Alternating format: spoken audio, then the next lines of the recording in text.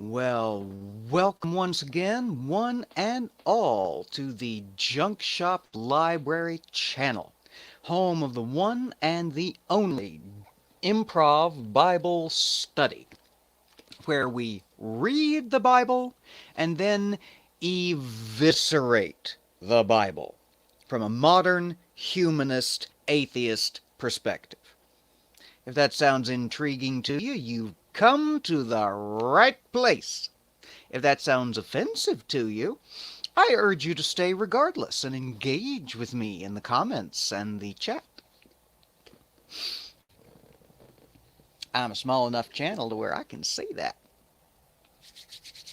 All right, let's see if we have any little quick bit of housekeeping. We were not affected by the tornado. Hallelujah.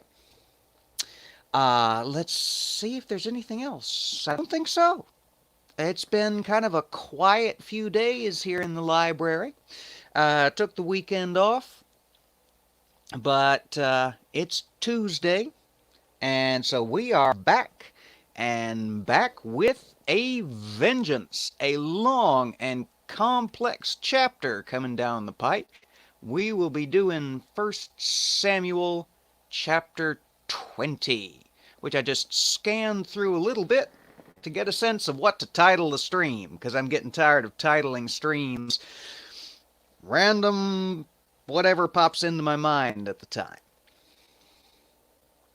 Oh, one more bit of housekeeping. If anybody is watching this on the day that it airs, the Tuesday, the 3rd of March, I encourage and urge you, if you are in one of the United States that is participating in the Super Tuesday primary, I would urge and encourage you to make sure you go vote if you have not already. Remember, this is the primary. You can vote for who you want. If everybody just goes ahead and votes for who they want, you got a better chance of ending up with the candidate that you want. This is also not the time to screw around and vote for weird-ass third-party candidates that don't have any chance of doing anything regardless.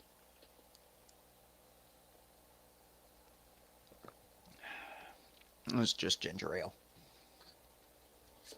All right. So, if you hadn't voted yet and you can vote, go do that. In fact, go do that right now. Leave the stream running while you go and do that, obviously, just so that I can get my views.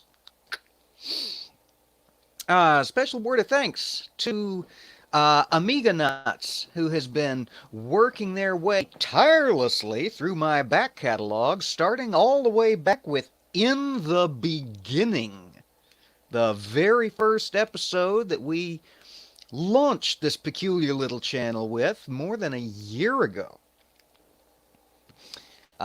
They've been watching through the videos by means of the playlist and commenting on darn near every single video, which has just done absolute wonders for my struggling little channel. And so yeah, particular thanks. Shout out to Amiga Nuts, wherever you are. I don't even know where you are. All right. 1 Samuel chapter 20.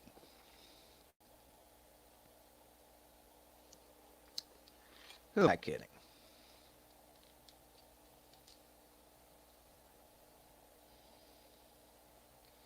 I'll get the hang of this one of these days. It's only been like, what, 250 episodes?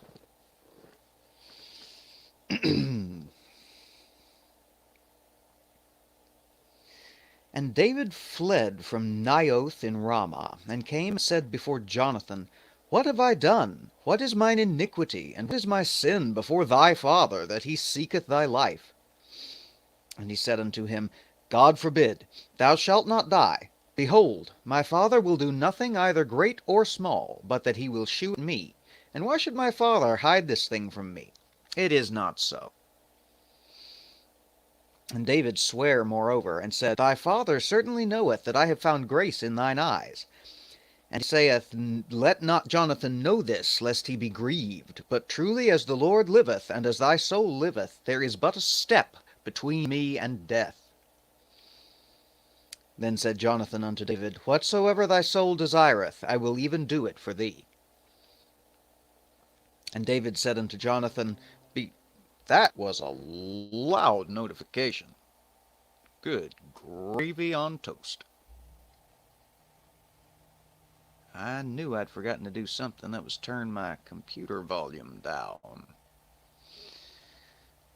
I have all the notifications all of a sudden. Great koogly moogly. Okay. That was a riveting little piece of television, wasn't it? Y'all know me in technology.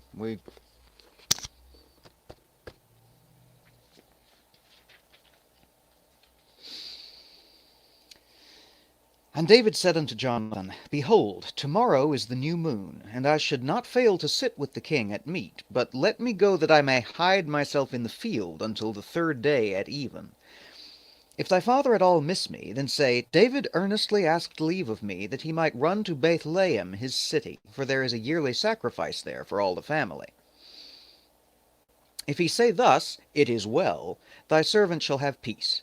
But if he be very wroth, then be sure that evil is determined by him. Therefore thou shalt deal kindly with thy servant, for thou hast brought thy servant into a covenant of the Lord with thee. Notwithstanding, if there be in me iniquity, slay me thyself, for why shouldest thou bring me to thy father? And Jonathan said, Far be it from thee, for if I knew certainly that evil was determined by my father to come upon thee, then would I not tell it thee? And said David to Jonathan, Who shall tell me? Or what if thy father answer thee roughly? And Jonathan said unto David, Come, and let us go out into the field. And they went out both of them into the field.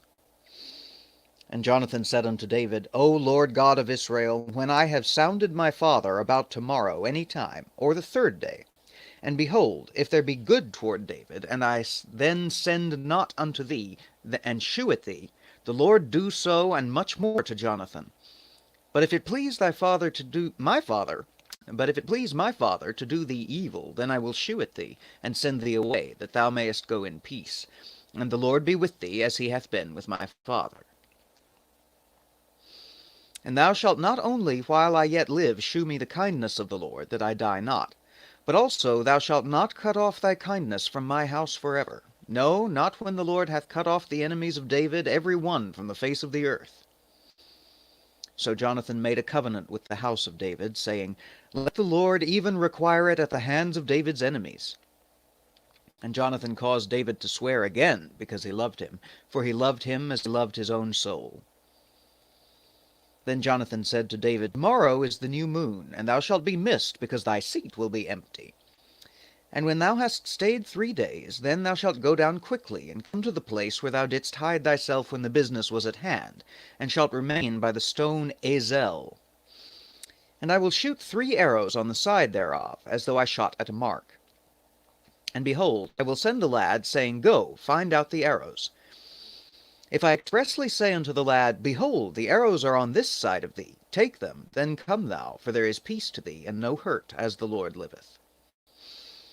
But if I say thus to the young man, Behold, the arrows are beyond thee, then go thy way, for the Lord hath sent thee away. And as touching the matter which thou and I have spoken of, behold, the Lord be between thee and me forever.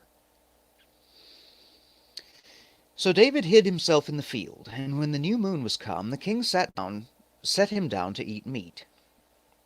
And the king sat upon his seat, as at other times, even upon a seat by the wall. And Jonathan arose, and Abner sat by Saul's side, and David's place was empty. Nevertheless Saul spake not anything that day, for he thought, Something hath befallen him, he is not clean. Surely he is not clean.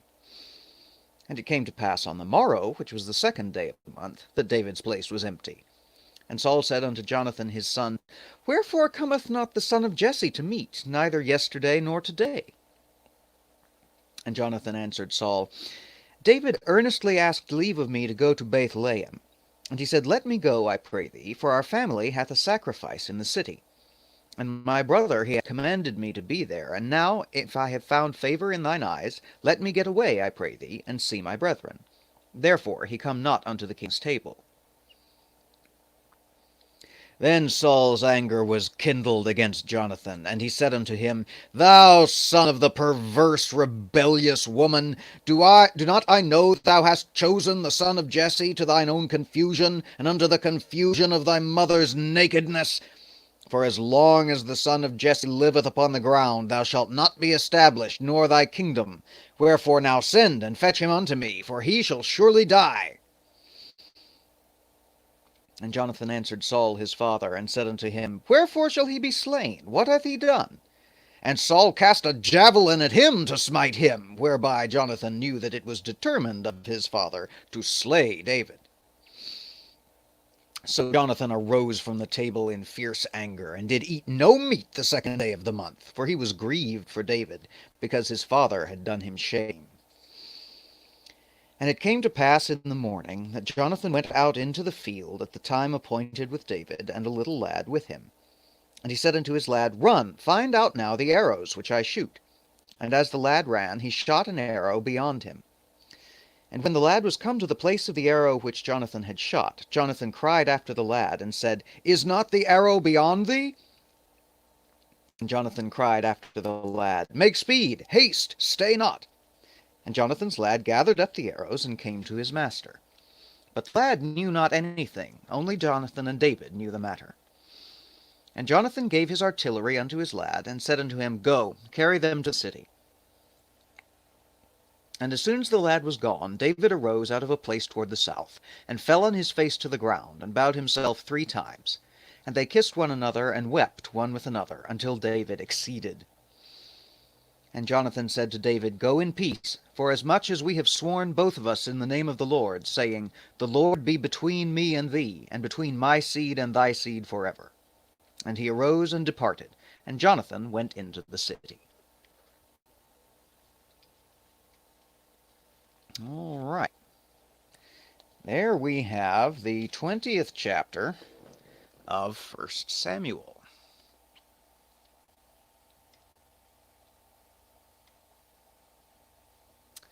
In which Saul takes up once again his spear-throwing habits. This time, not just at David, but at his own damn son. Saul gets mad almost as easy as Yahweh.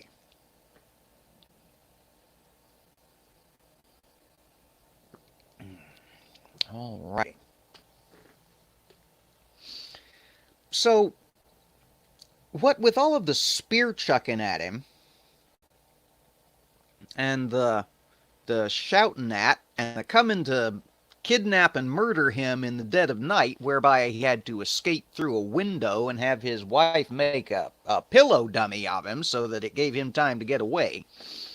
What with all that, David has come to suspect that Saul does not think too highly of him, and doesn't have the best in mind for his future. So he goes to Saul's son Jonathan, whom he loves greatly, and says, Your daddy's trying to kill me. Jonathan says, No, don't be ridiculous. Daddy tells me everything. If he was going to kill you, he'd have told me about it by now. And David says, Oh, you poor trusting royal son, you. I tell you what's going on. I'd bet, and I'd bet you dollars to donuts, that what's actually going on is Saul has determined he's going to kill me, but he knows you would let me know because he knows what fast friends we are. So he hadn't told you. But we're coming up on the big ceremonial feast at the start of the month, and so I'm going to absent myself from that feast, and I'm going to hide in the field for the 3 days the feast lasts. And if your daddy don't seem too bent out of shape about it, and over the flimsy-ass excuse I'm going to make up and tell you to tell him, if your daddy don't seem too bent out of shape about it, that obviously means that he didn't actually mean me any harm. But if he gets his knickers in a twist over me not being there, then you'll know that he had some damn good reason he wanted me to be there, and you've known the history between us up to this point, so that is what will mean that both of us know for damn sure that he wanted to kill me. Jonathan says, that sounds a little convoluted. While we're at it, let's set up an unnecessarily complex messaging system. You stay hidden out here in the field. And when I find out, one way or the other, about Daddy's intentions toward you, I'll come out here for some archery practice. And I'm going to shoot at yonder big rock. And when my ensign goes after the arrows, I'm going to yell out and tell him one way or another, way over yonder are the arrows, or you done gone by the arrows. It's no big thing. Come back and get them.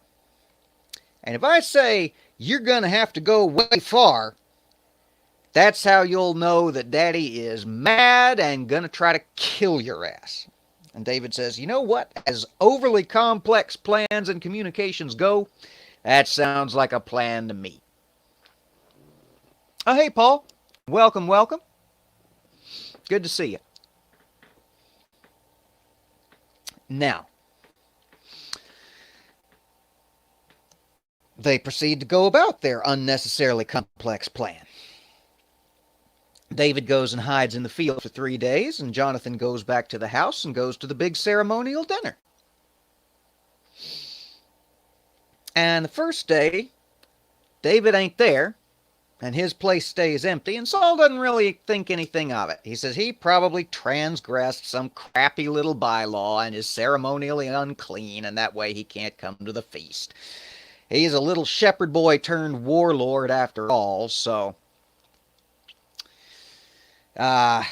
he's probably been around something unclean, you know, a dead body of some kind. Philistine foreskins, some such damn thing. If you don't know about David and the Philistine foreskins, you need to watch the last episode of this when we talked about it at some length. And had us a surprise visitor, a celebrity guest in the chat, as it were.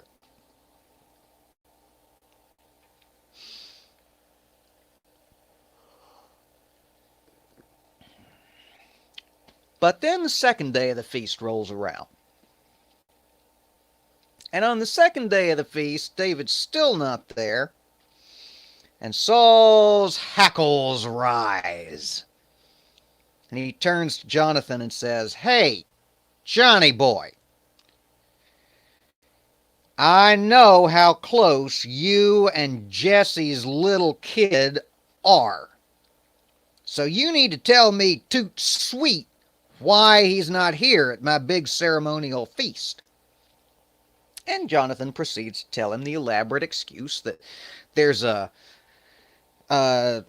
big important sacrifice to be done back in Bethlehem. And little David had to go home for that, adding in at the behest of his big brother. One of them. And Saul gets mightily upset and says, you son of a bitch, don't think I don't know that the two of you are doing gay shit together. I'm not even kidding. Verse 30. He said unto him, thou son of the perverse, rebellious woman, you son of a bitch. Do not I know that thou hast chosen the son of Jesse to thine own confusion, and unto the confusion of thy mother's nakedness? Verse 31. For as long as the son of Jesse liveth upon the ground, thou shalt not be established, nor thy kingdom. Saul straight up accuses Jonathan of having taken David as a lover. And then he tries to kill him with a spear and misses. And Jonathan runs out the room in a mighty huff. Whether it being accused of having David as a lover, having been found out as having taken David as a lover, or at having a spear thrown at him by his daddy, is not made explicit.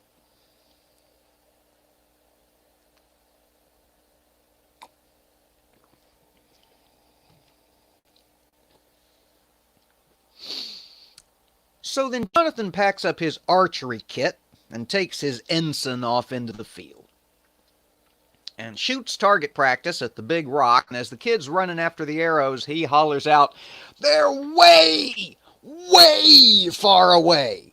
Go on way far. You're going to have to run after them." And then when the kid plucks the arrows out of the ground, Jonathan sends him back with his artillery, with his bow and arrows and quiver and such, back to the city on his own.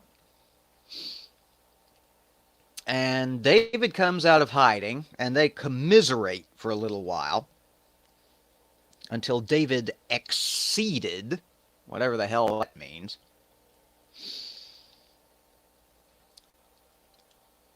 And then David hies himself out of here. Because it is not just a little bit unsafe, but a whole lot unsafe for him to stick around.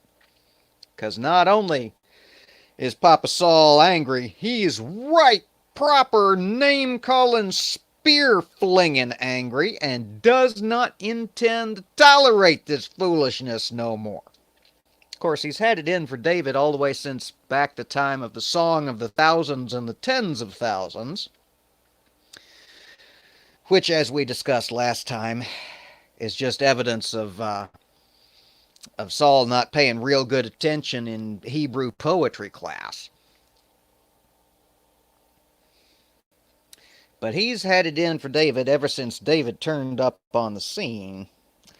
As well he should, realistically, because, let's face it, Saul got elevated to the kingship against his wishes and has done right by the children of Israel, except for, kind of screwing up a couple of small times. And Yahweh got all angry at him and said he's going to take the kingship away from him, his house, and give him to this ruddy-featured shepherd boy. Bah, humbug.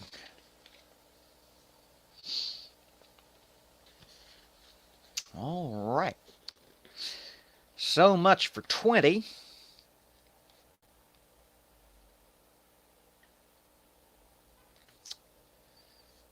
We're going to roll on to 21. Then came David to Nob, to Ahimelech the priest. And Ahimelech was afraid at the meeting of David, and said unto him, Why art thou alone, and no man with thee? And David said unto Ahimelech the priest, The king hath commanded me a business, and hath said unto me, Let no man know anything of the business whereabout I send thee, and what I have commanded thee, and I have appointed my servants to such and such a place. Now therefore, what is under thine hand? Give me 5 loaves of bread in mine hand, or what there is present. And the priest answered David, There is no common bread under mine hand, but there is hallowed bread, if the young men have kept themselves at least from women.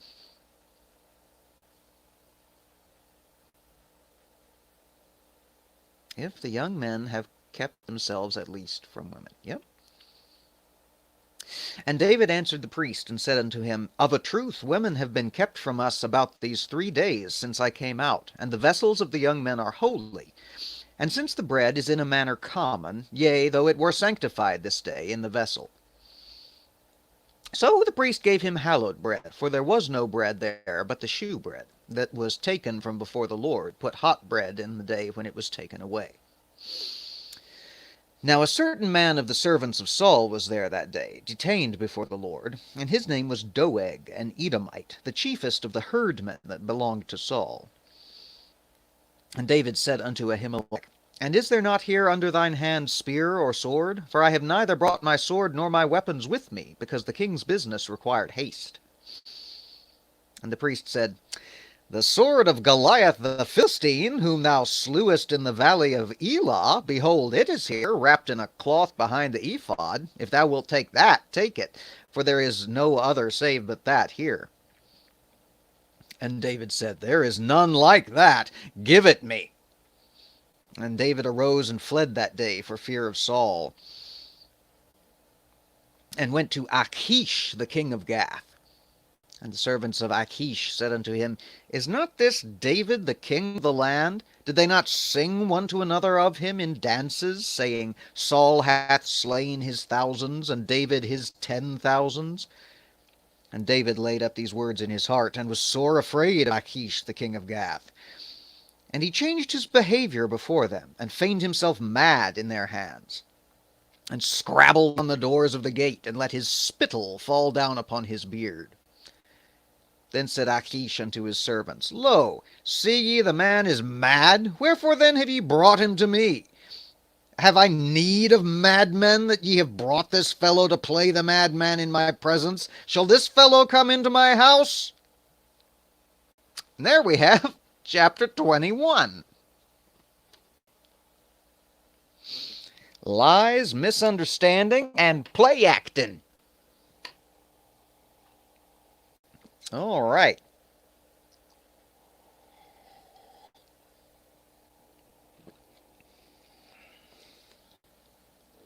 So, David, having run away in desperate fear of Saul, as well he might, winds up in Nob. Now, whether Nob is a city or a province, I do not know. Could not tell you. But it's where Ahimelech the priest is living. David turns up on old Ahimelech's doorstep. And Ahimelech says, Something about this don't feel right. David's, isn't he like functionally king right now? I mean, he's the warlord of all of Saul's war stuff. He's been going around massacring Philistines and stealing their foreskins and shit. Why is he here by himself? And so, with the tact and sophistication one expects of a prophet of Yahweh, old Ahimelech turns to David and says, Why the hell are you here all by yourself? And David says, I'm on a super secret mission for the king, who told me not to tell anybody what it was. And I didn't have time to pick up any provisions. And I didn't have time to gather any servants. And I rushed out of there, matter of fact, so fast I didn't even grab any weapons on my way out. So if you've got food and or weapons lying around, gimme. And Ahimelech says, Well, this is highly unusual. Then Ahimelech says, I'm all out of groceries. All I've got is the sanctified bread, the holy bread that only the Levites are supposed to eat off of the altar of the Lord. David says, That'll do. I just need something to nosh on. Ahimelech says, All right, well, here you go. Have at it. David says, How about weapons? Ahimelech says, What do I look like to you? I'm a priest, not a quartermaster. I tell you what, though. Wrapped up over there next to the altar, we've got the big ass sword that you used to chop off Goliath's head back in the day. We still hung on to that. If you want that, you're welcome to it. It's not doing us any good. David says, "That's a fine blade. That will do nicely." And he takes it. He goes on his way. Still running from Saul, he ends up in the land of Gath. If that sounds vaguely familiar, that's because we encountered the land of Gath not too far ago in a sidelong mention, because that's Goliath's hometown. And when David realizes where he is, he says, "I seem to have flipped myself out of the frying pan and into the proverbial fire, because it wasn't all that long ago that I kind of used the giant, conspicuously large sword that I'm carrying to chop off the head of the champion of this town. And the servants of Achish, the king of Gath, gather him up and take him to the king. And David hatches a brilliant plan of escape. He starts scratching at stuff and babbling crazy and drooling all over himself, like you do. They take him up to the king anyway and say, Isn't this the guy? Isn't this the guy of whom they say he killed tens of thousands and Saul merely thousands? Isn't this the guy?" The king looks at him and says, "What if he is? He's obviously lost his damn mind. Looking at him drooling all over himself and crap. There's no shortage of crazy people round about here. I don't need another one. Why did you bring him to me? To do what with?"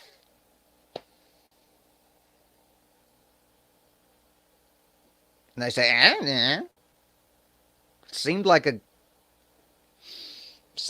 good idea at the time. Sorry, I keep dragging this mic across my shoulder. I haven't really found a great angle for it yet.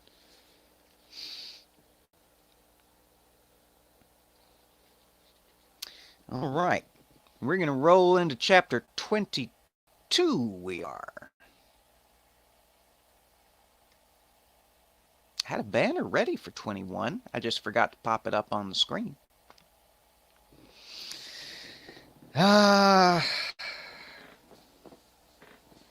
Junk Shop and his technology. What are you going to do?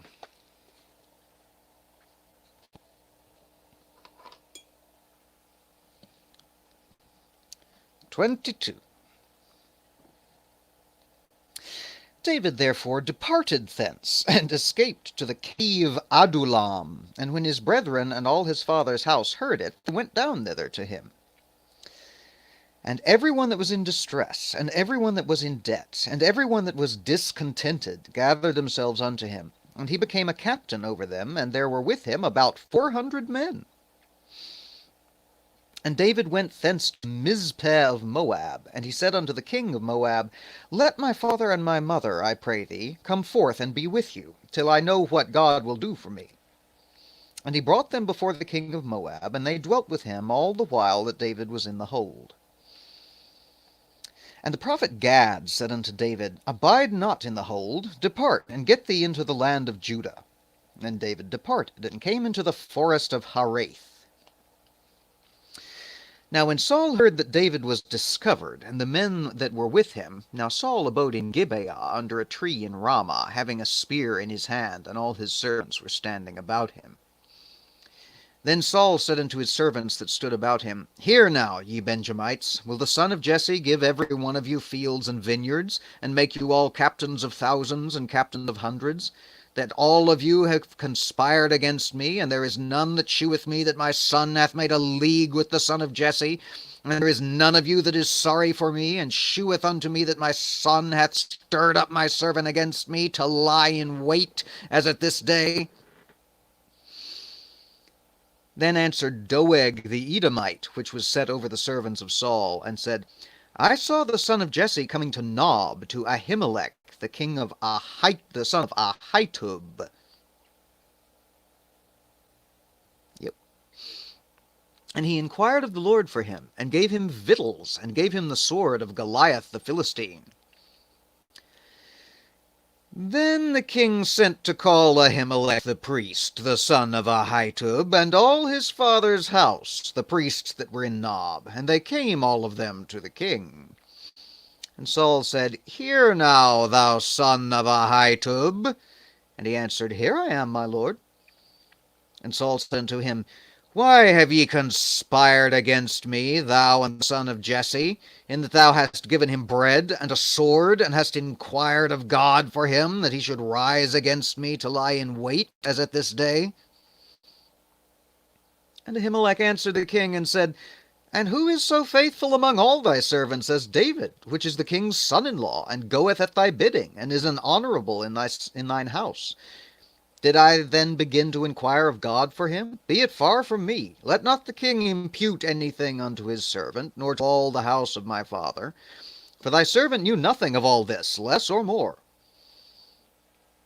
And the king said, Thou shalt surely die, Ahimelech, thou and all thy father's house.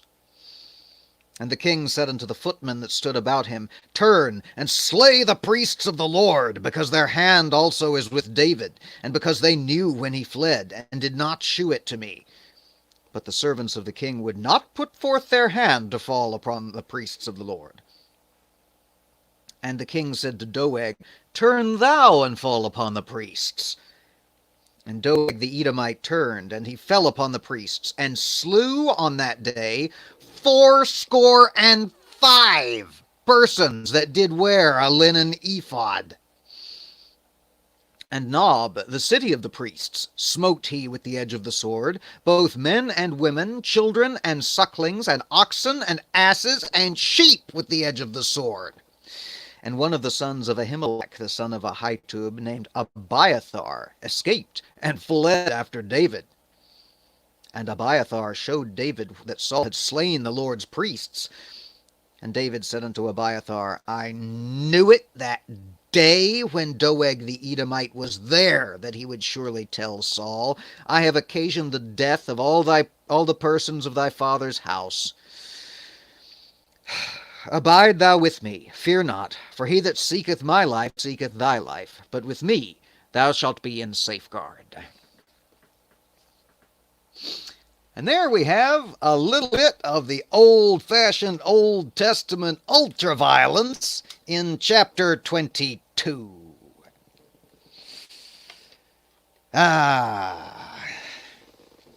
Just when it was starting to look like we were getting down to the one-on-one vendettas.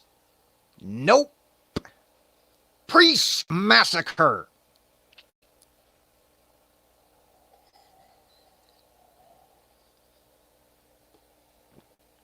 Alrighty. So. Stop it. Notifications. I appreciate it, but thank you. Alrighty. So. It's a very busy time of year, apparently. Alright. So David gets out of the hands of Achish, the king of Gath, by acting to be all crazy and drooling all over himself and shit. And runs away and takes up residence in a cave, hiding out. Except, he's not all that far away from Bethlehem, seat of his father's house. And they get word that he's gone mad and is living in a cave. And so all the disaffected of all the surrounding area come gathered together and build David up a little insurrection army of 400 men. Not a bad start to your day.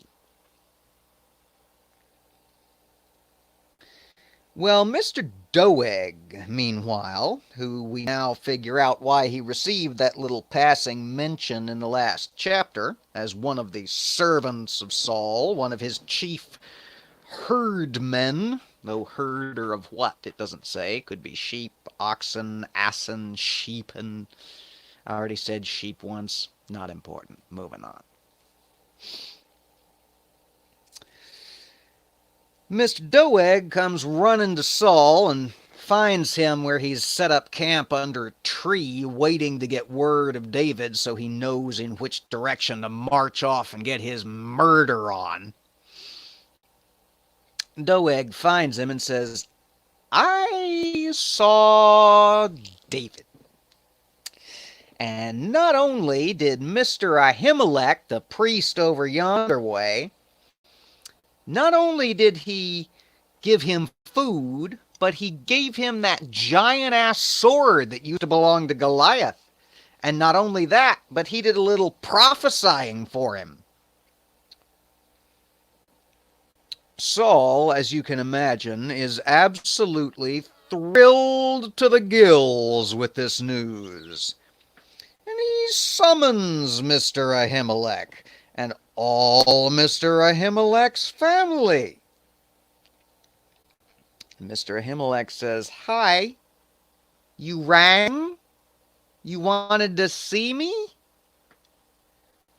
Saul says, I hear through the grapevine that you gave Mr. David, son of Jesse, food and weapons and prophecy. Where do your loyalties lie, after all? And Ahimelech said, He told me he was on a mission for you. He told me he had a super secret mission from the king of Israel, so urgent and so secret that he left out of town without food or servants or weaponry. So I gave him food and weaponry. Saul says, You dumb son of a bitch, he was lying to you. Ahimelech says, How the hell was I supposed to know that? Everybody in the country round about knows that David is a beloved and trusted member of your household. You gave him your daughter, for Christ's sake. And Saul says, You know what? You've got a valid point. There is absolutely no way that you could have known that he was lying to you. You are forgiven. Just kidding. He orders his servants to massacre the priest and his entire family. Paul says, not a lot of love going on in this book, is there? Nope. No, there is not.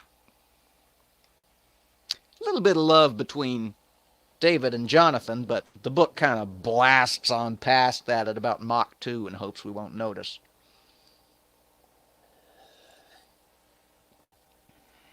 All right, so yeah, exactly. So in the loving and caring way of kings of his tribe and time, when Saul gets mad, he orders a massacre in the good old-fashioned Old Testament tradition. But his servants won't do the massacre because they don't want to kill the priests of God.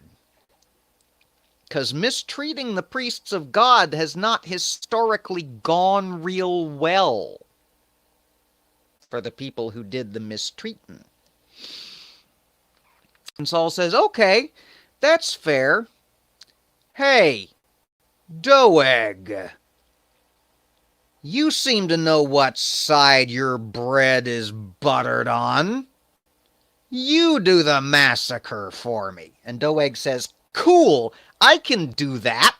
And he takes out his sword, and he kills Mr. Ahimelech, And he kills all of Mr. Ahimelech's sons, and he kills all of Mr. Elimelech's sons' wives, and he kills all of Mr. Ahimelech's sons' wives' children, and he goes back to Mr. Ahimelech's city and kills every living thing there, including the babies and sheep. And Saul says, "Good job, buddy. I knew I could count on you."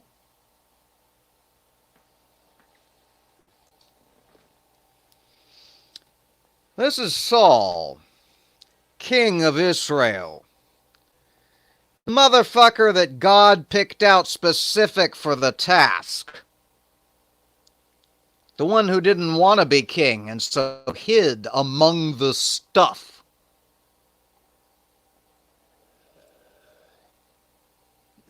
He seems to have adapted quite nicely to his absolute power.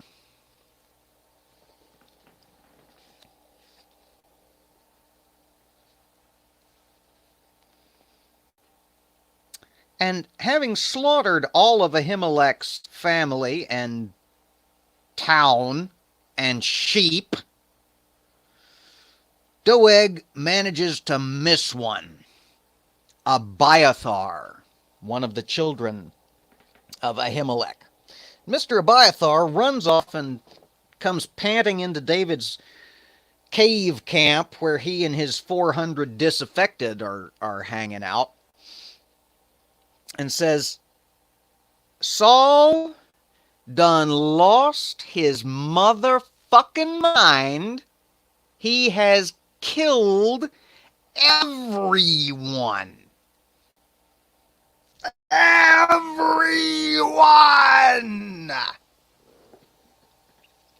And David says, "You know what? I saw Mr. Doeg hanging out in the town when I was talking to Ahimelech. I should have known. I should have known he'd tell Saul, being a loyal servant that he is, and apparently a little bit genocidal." He says, "Damn it, this is all my fault. Tell you what, stay here with me. We got 400 men-at-arms hiding out in this cave. We can protect you. I mean, as best we can, because, Saul's after my head too. But we'll give it a go." And the priest says, "Well, short help's better than no help at all, Chewie." And he sets up camp in David's side of the story.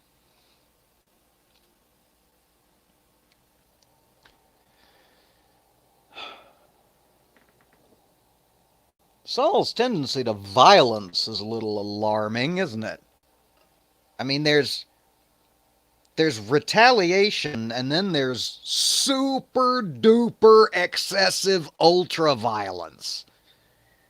I kind of understand in this world if you decided to kill someone who had aided and abetted your enemies, given him sacred bread and mystical advice and a big-ass sword. I can kind of see where Saul is coming from there. In this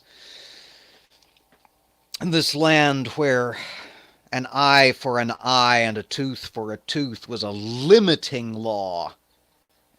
Only an eye for an eye and merely a tooth for a tooth. Where that was going on, but just sets off another massacre. And not just a massacre, but a massacre of the priests of the God he serves, ostensibly.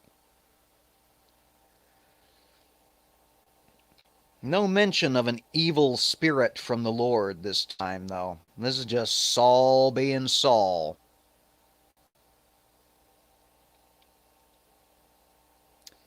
Why absolute power is bad, and why blind fucking loyalty is bad.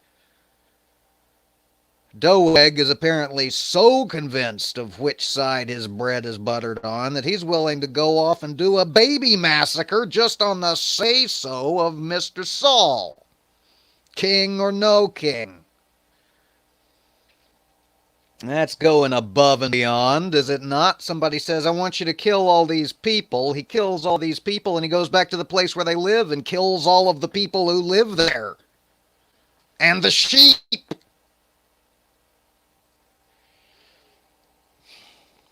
Normally, when we get a massacre on this scale, it's dictated by the loving God of the Bible, who says, I want you to go into the next town and kill everything that lives, including babies and sheep. That's why Saul's in bad favor with the Lord, if you remember. Because the Amalekite massacre did not include all of the sheep and the king.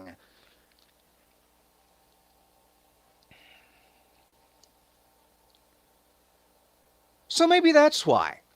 You reckon that's it?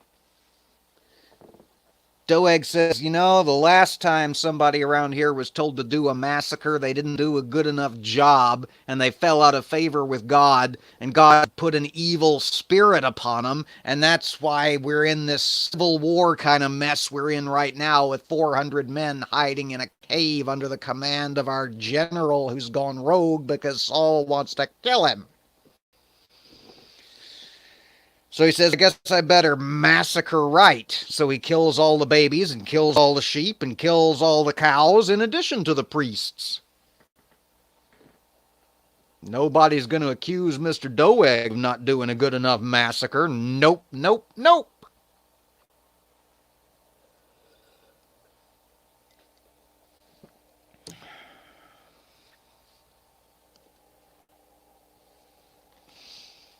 Let's see what 23 is. Long. Long is what 23 is. And we're already, we're at the 51-minute mark already. So I don't think we've got enough time to do the next chapter before my camera starts crashing and my audio starts glitching and all of the other wonderful joys that come with a $20 USB plug-and-play webcam. Nothing but the best for the librarian. All right. Well, thank you so much to everybody who stuck around through this, to everybody who bore with me through this, through the tedium and the cussing and the massacre and all. At this point, you knew what you were in for when you clicked over, right? We're up to like 240-something episodes at this point, so you're out of excuses. Unless you just happen to find me through some quirk of the algorithm, in which case, welcome. And know that this was a pretty standard episode. All right. Well, we will do our best to congregate again tomorrow on Wednesday. If you're in the U.S. and you've got an election in your state today, make sure that you vote. You've still got hours and hours before the polls close. I don't want to hear no bitching if you didn't get out the kitchen. All right. Until we congregate again, everybody take care, be safe, stand against hate. Bye now. Thanks for dropping in, Paul. End broadcast. Yes. Checkbox.